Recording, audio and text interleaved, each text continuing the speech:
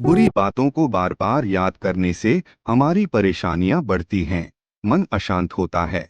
इसीलिए दुख देने वाली बातों को भूलकर आगे बढ़ना चाहिए। इस संबंध में महात्मा का एक प्रसंग प्रचलित है। एक महात्मा अलग अलग क्षेत्रों में भ्रमण करते और अपने शिष्यों को उपदेश देते थे। एक गांव में वे उपदेश दे रहे थे। महात्मा ने कहा कि क्रोध ऐसी अग्नि है जिसमें क्रोध करने वाला खुद भी जलता है और दूसरों को भी जलाता है। महात्मा के प्रवचन सुनने के लिए बड़ी संख्या में लोग वहां बैठे थे। उन लोगों में बहुत गुस्से वाला एक व्यक्ति भी बैठा हुआ था।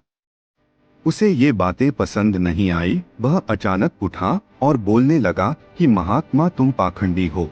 बड़ी बड़ी बातें करना ही तुम्हारा काम है। तुम लोगों को भ्रमित कर रहे हो। तुम्हारी ये बातें आज कोई मायने नहीं रखती हैं। व्यक्ति लगातार महात्मा को अपमानजनक बातें सुना रहा था।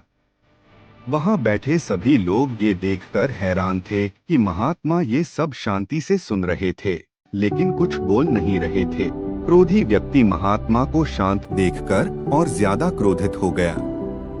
वह महात्मा के पास गया और उनके मुंह पर थूककर वहां से चला गया। घर पहुंचकर क्रोधी व्यक्ति का मन शांत हुआ तो उसे अपने किए पर बहुत पछतावा हुआ।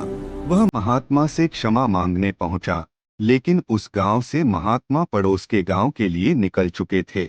वह व्यक्ति महात्मा को खोजते हुए दूसरे गांव में पहुंच गया।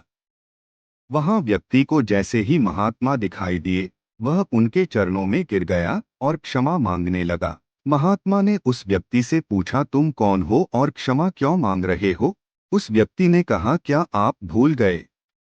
मैंने कल आपके साथ बुरा व्यवहार किया था, आपका अपमान किया था।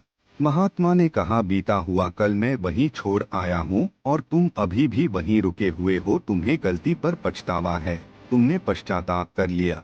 अब तुम निष्पाप हो गए हो। बुरी बातें याद करते रहने से हमारा आज बर्बाद हो जाता है। इस आदत की वजह से भविष्य भी बिगड़ सकता है। इसीलिए बीते हुए कल की बातों को भूलकर आगे बढ़ना चाहिए। ये कहानी आज सी लगी है तो और कहानी आगे देखने के लिए लाइक एंड सब्सक्राइब कर दीजिए। धन्यवाद।